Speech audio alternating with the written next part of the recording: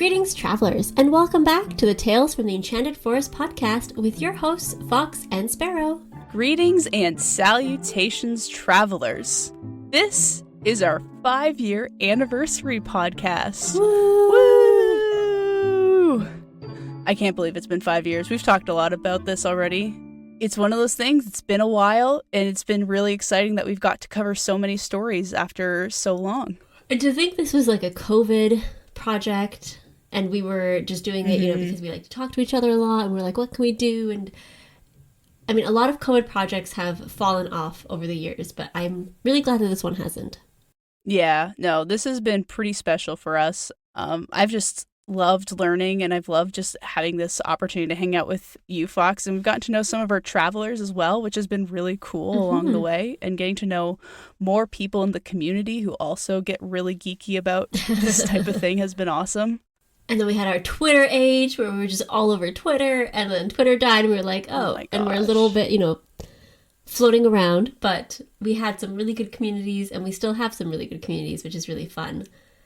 But I think this became a little bit bigger than what we were thinking of, and it's gone a lot longer than we thought we were going to go for.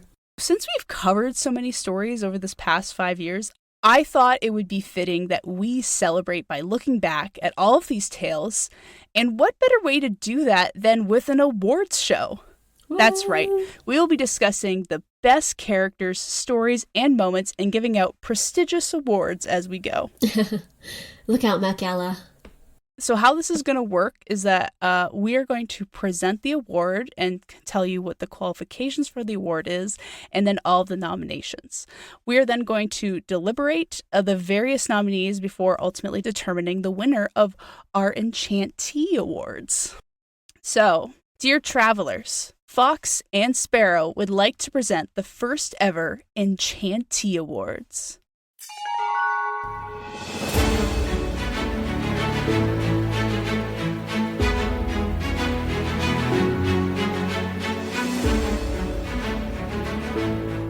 Our first award for this evening is the Failing Forward Award. This award is for the protagonist who did the most nothing and still ended up on top. Our nominees for this prestigious category is Jack Spriggans from Jack Spriggans. Oh, I hate Jack Spriggans. My blood pressure just shot up. Next up, we have the Miller's Son from Puss in Boots. Next, we have Paris from Trojan War. We have Frog Prince from The Frog Prince. Lastly, we have Billy Duffy from Billy Duffy and the Devil. So these are our nominees. I think you had a very strong reaction to Jack when I mentioned him.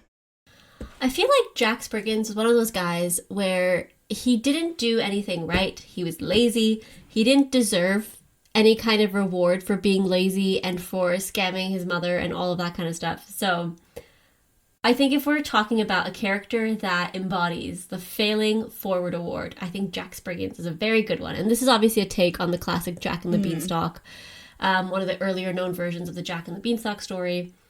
And I just don't think he deserved anything good at the end. Yes, just a quick recap on him. I remember this was one of our early stories that we covered, but I believe he got the beans from his grandmother, and then he went up the beanstalk, and she went after him, tried to kill him because he ran away.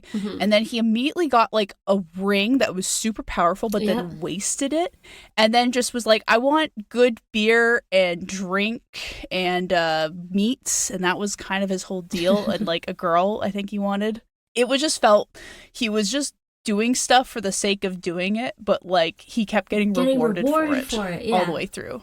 The entire time, just rewards, and it just... Okay, but I want to pose to you Miller's Son, who, if you recall the story of Puss in Boots, he inherits Puss in Boots from his father who passes away, and then he cries because he's like, this is a bad gift, his brother's got something better, and then the cat was like, excuse me, I'm going to prove you wrong. And so the cat goes on this quest to make him rich and well off because he was insulted.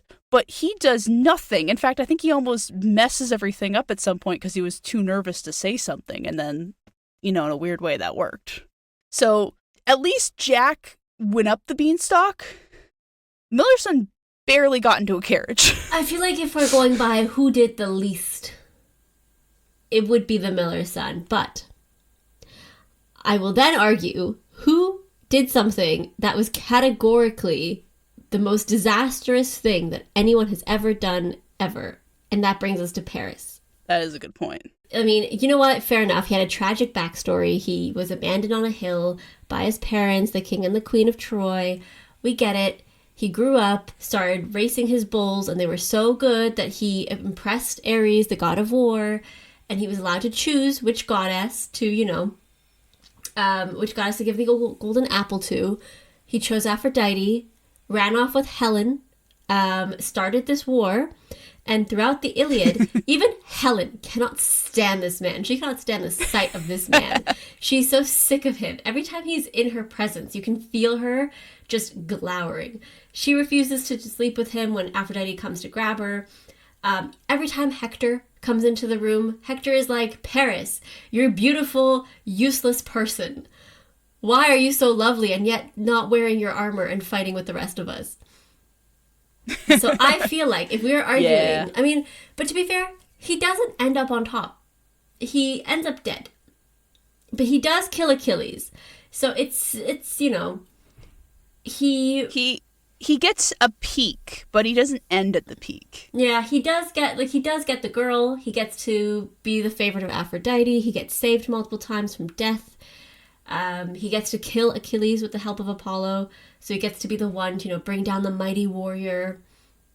So there are some good things about him. But he's destroyed his entire civilization. So yeah, I think if we were just have simply the worst award, the one who's the worst, I think Paris would be a runaway winner in that category.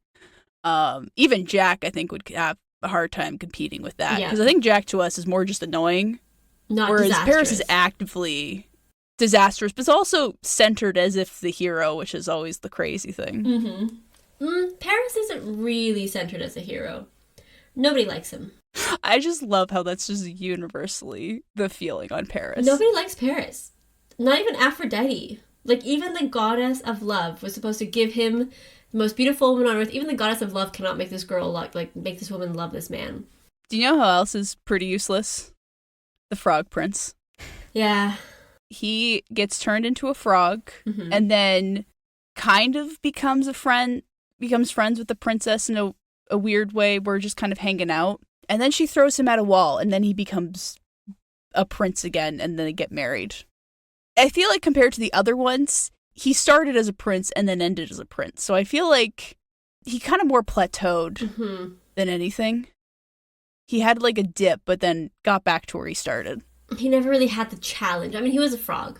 He did fall forward in the fact that, he literally got splatted against a wall but ended up alive. And I guess he has to marry a girl that really doesn't like him.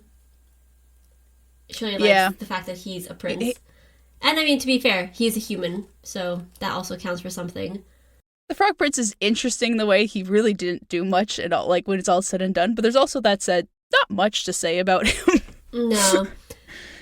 But what about Billy Duffy and the devil? Because I remember that he made the deal with the devil. He tricked the devil 3 times. He pulled the devil's nose.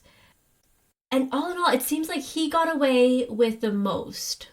Yes, but I feel like he also worked hard in that way where cheaters, like on a test, work really hard. It's like, it's almost in that way, like if you just applied yourself to the straight and narrow, you'd be amazing. But you want to do things the hard way, which is more fun and amusing, and it makes for a great story. So I'm kind of torn on Billy Duffy because he does get a lot, but he also ends up as will-o'-the-wisp. Yeah. And I'm not sure if that's necessarily on top, but I do appreciate the amount of nothing he does in his story. The metric is the protagonist who did the most nothing but still ended up on top. And I think in a way that has to be the miller's son. I think by this definition that we gave, I think that is correct, unless we want to end on a literal physical on top, because Jack Spriggins did get the highest. How many bananas in height was he? So many. I refuse to give Jack Spriggins anything, so I'm going to give this the miller's son. That's fair. I think if the metric is who did the least, then he did the literal least.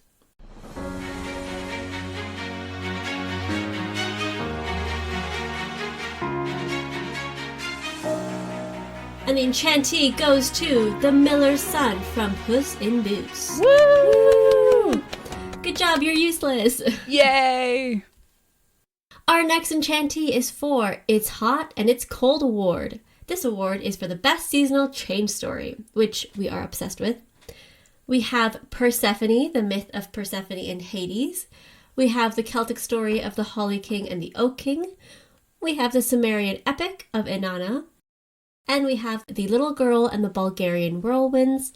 We love a seasonal tale here. So our first Enchantee is Persephone. This one we did with Dr. Jessica Caravaggio.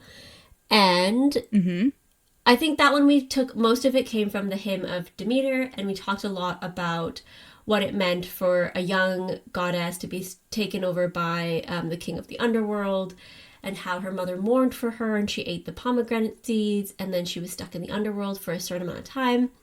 One of the most iconic, I think, seasonal tales. But then we do have its predecessor, which is Inanna, which is where this story came from. So Inanna's story is very similar. I mean, Inanna, if we were going to do a character that kind of messed everything up, gets her brother-in-law killed, steals from her dad, gets captured by her sister and ends up dead, and then has to come back alive and decides she's not going to stay in the underworld for 6 months. Her husband and her sister-in-law will instead. Which is great. Yeah. Very, again, Billy Duffy energy of like, we're just going to do the most stuff and then make it worse for someone else and not like apply ourselves to maybe fix the problem. I was like, is this my problem to fix? I don't think so. Then, of course, we have the Holly King and the Oak King, which is still one of our most popular seasonal tales. It comes up so often. This one is tricky because I remember the Holly King and the Oak King. It doesn't really have an ancient origin. I know that's something that we struggled with. We were looking to see where it came from, and a lot of the sources were modern sources that were claiming that it's a very, very old Celtic tale based on the Wheel of Time. But the Holly King and the Oak King, they fight during the summer solstice and the winter solstice at the peak of their power. And so the Holly King will take down the Oak King during the summer solstice, and then we start the decline of the seasons to the winter solstice, when the Oak King will rise again and kill the Holly King, and then we start the trudge back up. This one is very, very popular. I really like it. I like this battle between brothers. I love the idea that it happens at the peak of their power and not at the weakest part of their power, which is something completely unexpected, because you would expect the fight to happen when they're at their weakest. But I like this idea that they can be taken down at their strongest.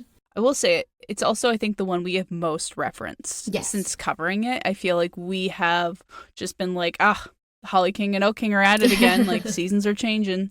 We have not been like, Persephone's back. Persephone's back, guys. It's gonna be great. Yes, I think we referenced it quite a lot, because it's just a fun thing to be like, the Oak King has been taken down by his brother. Our next Enchantee was the Little Girl and the Bulgarian Whirlwinds. Brave little girl goes out to stop the Winter Witch, gets saved by lots of animals when she gets cold. The whirlwinds try and knock her down, but she ends up meeting Father Christmas? I can't remember. Father Frost. She meets Father Frost, and he helps her out, and she brings spring back. This one is this had a different vibe, to be honest. A lot of them are girl gets kidnapped, or a goddess gets kidnapped, or something like that. But in this one, it was a little girl who's brave and wanted to bring the seasons back. And I really like that one. And I would say for the Bulgarian Whirlwinds, I don't think that one was as memorable for me. So I would be hesitant to give it the award for this category. But I think the other three do stand a very good chance. I think all of those we have since gone back and referenced and recall better. And I think they were all very solid stories. But obviously Persephone and Inanna are similar. They're like different takes on the same type of story, right? Yeah, I think I would still have to say the Oak King and the Holly King, though. I think that's fair. Like we've said, we have talked about it the most since we recorded it. It's also one that I really like. Like, in general, I find it such a different take than from the common trope of Persephone and Inanna, which I do love the story of Persephone and Inanna. Unfortunately, I find the story's been a bit overdone, and I think this is just because I read a lot of fantasy books, I read a lot of fairy tale retelling books, and I feel like the story of, bright, bubbly girl gets kidnapped by tall, dark, handsome, broody guy who's really mean to her. It's everywhere, and I'm a little bit sick of it. I think what I have found, because of what you're saying, like there's all these variations in stories, I like the characters of Persephone and Hades more than I like their actual story. Yes. Like, I have seen so many interesting variations, and a lot of them can be, like, oversaturated, but there are a couple of really good ones that I just enjoy. But I think you're right with the story being Holly King and Oak King just being that much more impactful because they've not been overdone. Yes.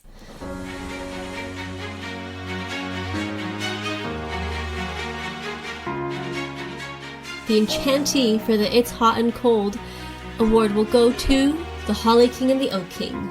Yay! Woo! Next up, we have the Wait, That's Why award. This is the award for the best explanation story that's not for our seasonal tales. So, first up, we have How the Moon Was Made. Next, we have Why the Sea is Salt.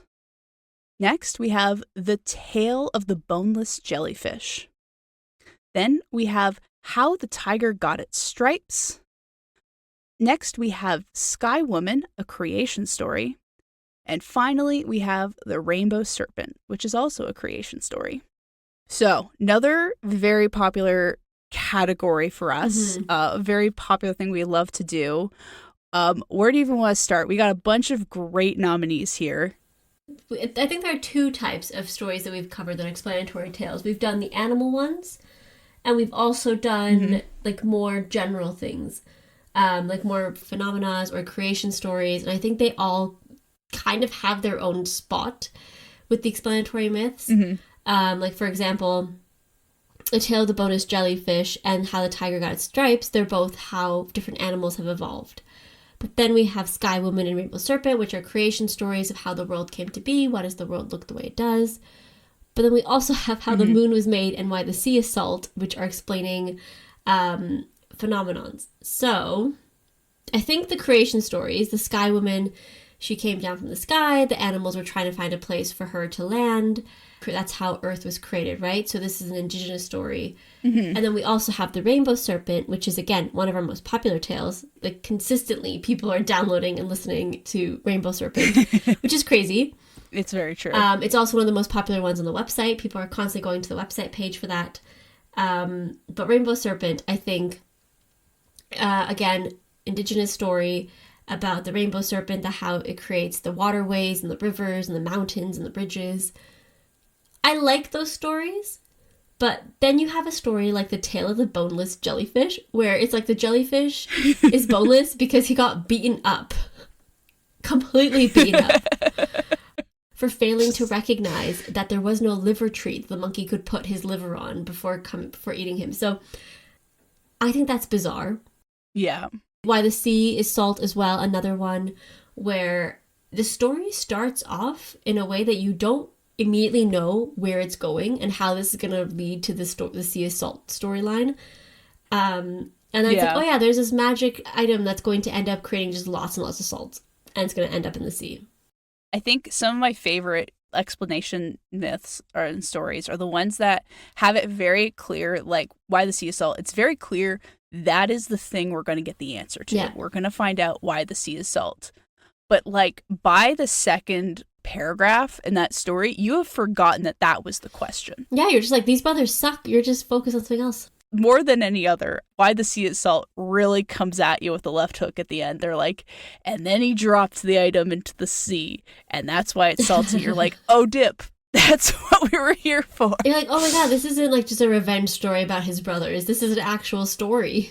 Like, at least with The Tale of the Boneless Jellyfish and the How the Tiger Got Stripes, it's like those creatures are the centerpiece. Like, they are one of the main characters, so it is easy to remember, like, we're gonna learn about them.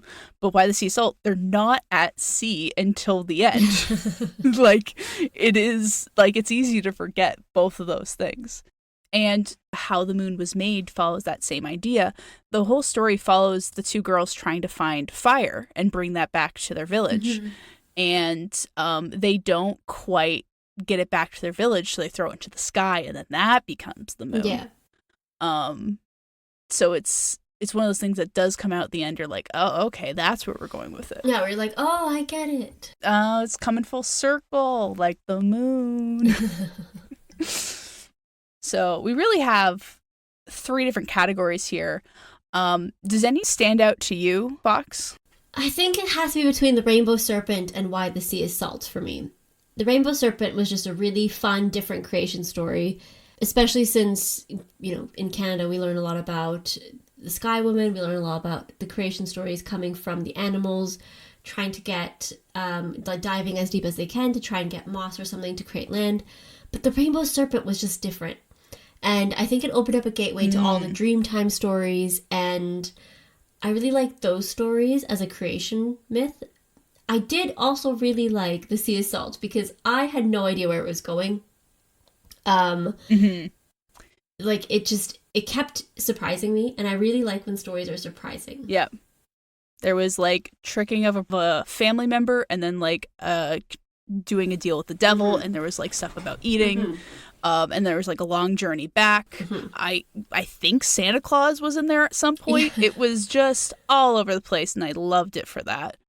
But, I mean, I would also put back in there How the Moon Was Made. I think that one, to me, was one of my all-time favorites here. And maybe it's not the best explanation myth, but I just want to call that out again because it was a really good story of, like, girl power friends. Like, it's really... Often our heroes are traveling by themselves, but this was like a pair of best friends who were like, you know what? We're going to do this for our community and we're going to rock it out. And it's just like 2 best friends kind of on this journey together, which I always had a soft spot for. Okay, I'm willing to compromise and do The Sea is Salt. So that way, Rainbow Serpent, Sea is Salt, and then your How the Moon Was Made and Sea is Salt. So I guess the common denominator is...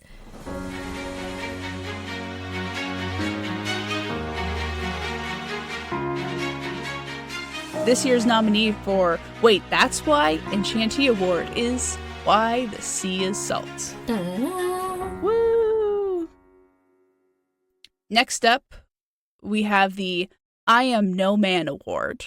This is the award for the bravest and coolest girl hero who shows everyone how it's done.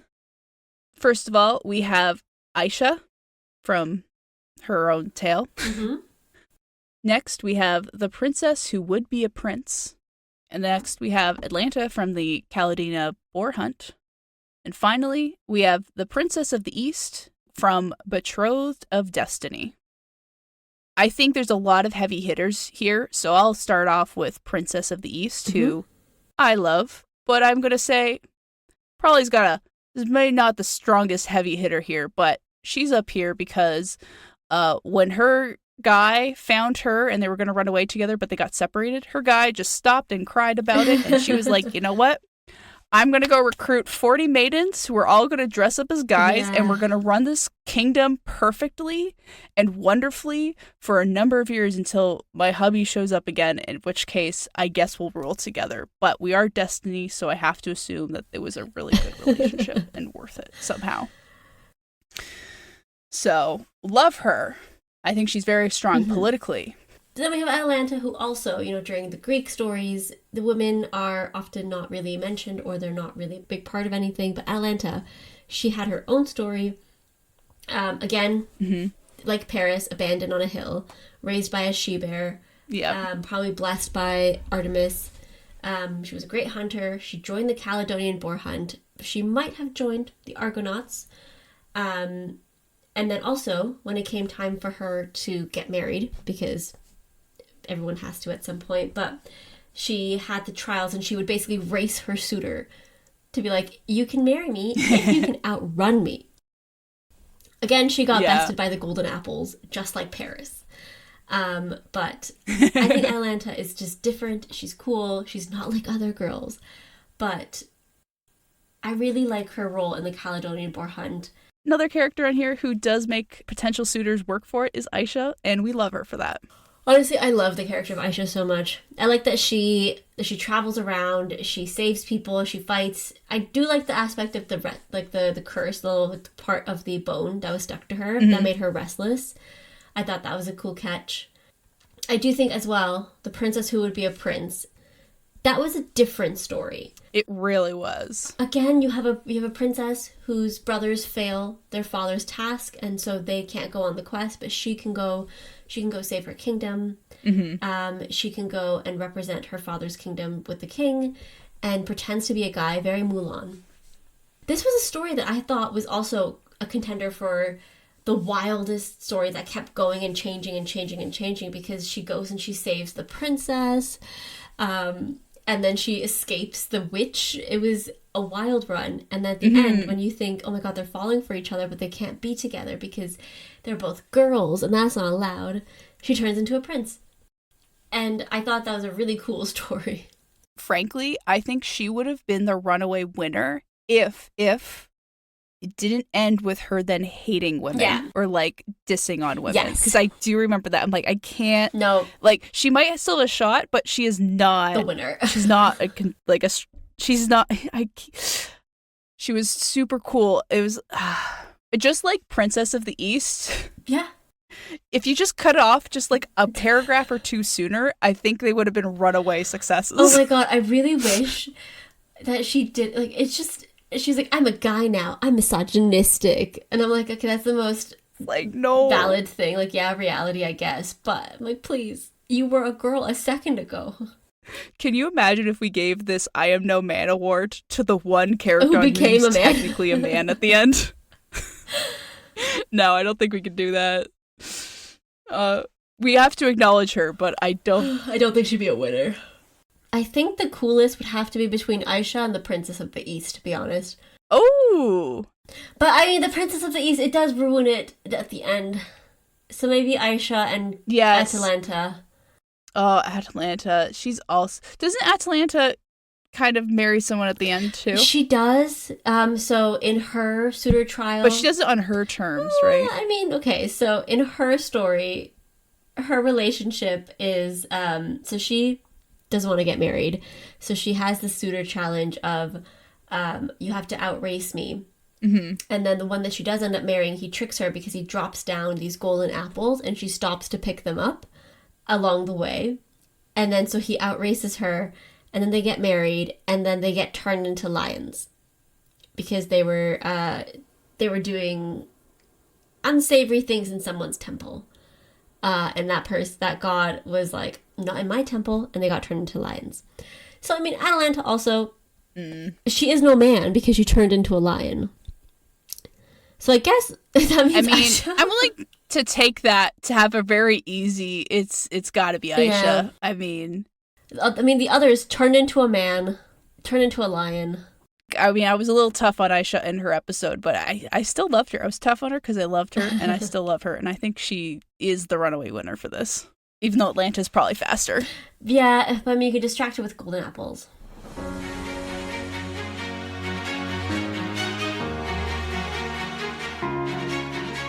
The winner for the I Am No Man Award Enchantee goes to Aisha.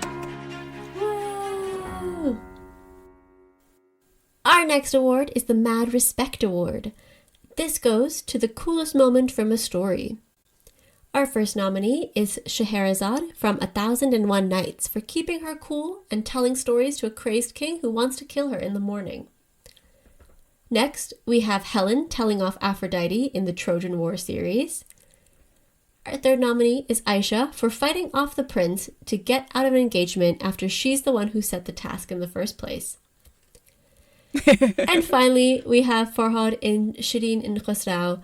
He built a milk pulley system, carried a princess up a mountain with her horse, and still didn't get the girl. These are all iconic moments, but I think, frankly, there is only one here that I think... Helen telling Aphrodite off. Yeah, exactly. I cannot even argue. Like, the most... She goes toe-to-toe with a goddess. She says, leave me alone. You sleep with him. I'm not going to. You go be his concubine. Basically, Helen telling to Aphrodite off was iconic. It was great. I mean, she doesn't get a lot of good moments in the Iliad. She's either being called names or she's calling No. herself names. And so her telling Aphrodite to kick rocks was amazing. So the Enchantee has to go to Helen from the Trojan War series. Yes, it's very much a power move. Out of all of the gods and goddesses, Aphrodite is the least I want to mess with. No, she's so scary. Good for her. So, mad respect to her, and that's why she's going to get this Enchantee Award.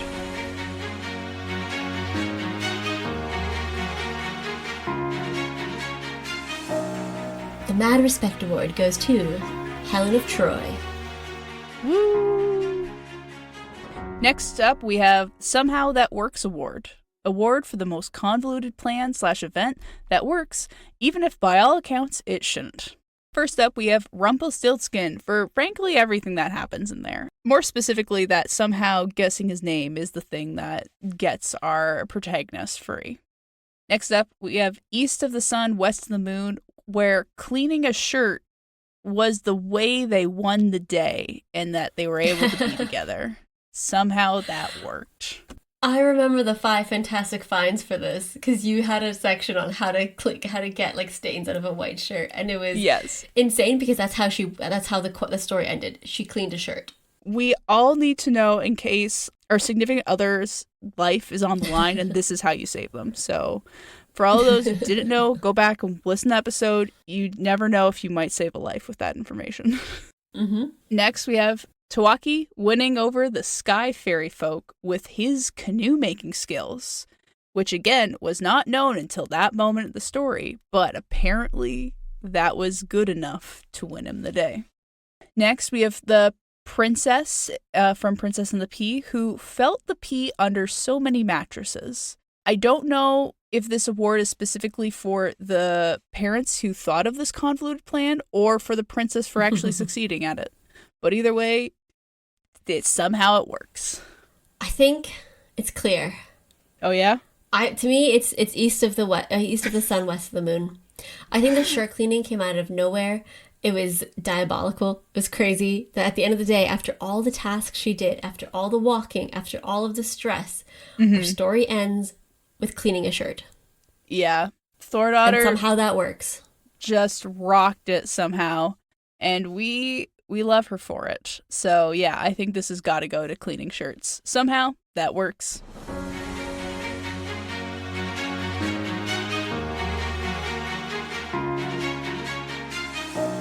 And the Somehow That Works award goes to East of the Sun, West of the Moon. And our final award is the Most Enchanted Tale Award. This is the award for the most standout tale from the podcast that we have covered thus far. The nominees are Aisha, the Demon Slayer. Next, we have East of the Sun, West of the Moon. Next, we have 12 Dancing Princesses. Lastly, we have Holly King and Oak King. Now, most of these we've discussed already, but I do want to talk a bit about 12 Dancing Princesses and why that's up here. Because this is our best of. In my opinion, I think this is one of our best episodes because it is so classic of a story. And for me personally, I remember just having so much fun covering this story. This is one of those tales we got to cover because we were inspired by media that we consumed as kids, which was Barbie. Yes. And the Barbie 12 Dancing Princess, that movie is both great and cursed. And it's like animation, but also its whimsicalness. Yes. And it's a simple meal made well, if you will, you know? Like, yes. It wasn't overly complicated, but it was so much fun and so good, and it knew what it was doing and what it went for. So that is why this is here. The other ones we've talked about, but these are the main stories that are being honored tonight. Fox, what do you think? See, my gut instinct was to say East of the Sun, West of the Moon, because I really liked that story. I liked the way you retold it. I loved all the different things she had to do. I love that it was part of the Psyche story, the Psyche and Eros story. But I think hearing about, like, I think it's just been so long that we've done the 12 Dancing Princesses, but when you mentioned it, I was like, yeah, we did have a lot of fun. And it was based on media, and we had all these references, and we've read other books that had it, and it's such a popular story that I think often gets cut down a bit. And so I think I'm changing my vote. I think I'm going to go 12 Dancing Princesses. I've been swayed. Ooh, so the other thing I will say about East of the Sun, West of the Moon, first of all, it was the first story that was so big and so important where I was like, we need to do a two-parter. Like, we simply cannot cover it in one part. The other thing about it is it has everything you would want. It's got a strong female protagonist, but like it does the Beauty and the Beast thing at the beginning, but then she has to go on a journey in the middle to save him, and then it's like sneakery, like she tries to get into the castle to save him, to fight the goblin princess, and then she wins in the most ultimate way, which is cleaning a shirt. Yeah. Yeah, I mean, it's a stupid shirt. I can't believe it. And she has not one, but 4 old ladies who have to help her in her journey to get to what is, honestly, I just love the title of East of the Sun, West of the Moon. It's so... Yeah, and the art. The art was gorgeous. When we were looking at the Kay Nielsen art and all of the different like styles, it's such a beautifully illustrated book every time it's been done. But I mean, the same is said for 12 Dancing Princesses. 12 Dancing Princesses had so many retellings. And again, so gorgeous. Yeah. I think it's a toss-up. But I'm going to say 12 Dancing.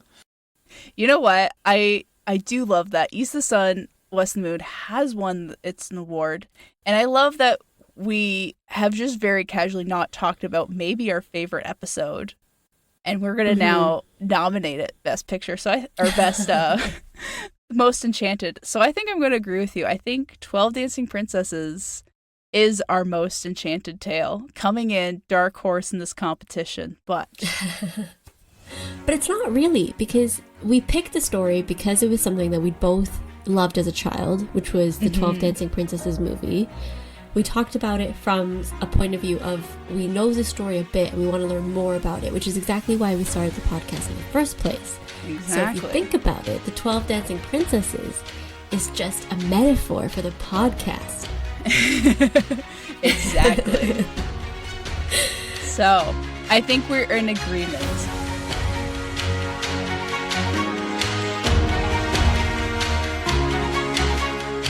The Most Enchanted Tale award goes to the 12 Dancing Princesses. Woo! And with that, dear travelers, we have come to the end of this Enchantees Award. We hope you guys have had fun. We certainly had a blast revisiting these stories and giving them these cuckoo bananas awards. And who knows, maybe we'll need to revisit this. Believe it or not, we had many more awards that we wanted to talk about, but we just have run out of time. So maybe we'll come back to it again. But in the meantime, travelers, thank you guys. Thank you so much for listening, for whether this is your first episode or if you've been with us from the beginning. We really appreciate you, and we just look forward to covering so many more stories together. And don't forget, if you would like to share your thoughts on our Enchantees, you can always contact us through social media. We are on Instagram, TikTok, and anywhere else under @FromEnchanted. You can also send us an email at talesofenchantforest@gmail.com, which is Sparrow's preferred method of communication. The best place to find out any of the references to the stories we've covered today is on our website, www.talesofenchantforest.com. We'd love to hear your comments, questions, and suggestions. And remember, there's always a place for you in the Enchanted Forest.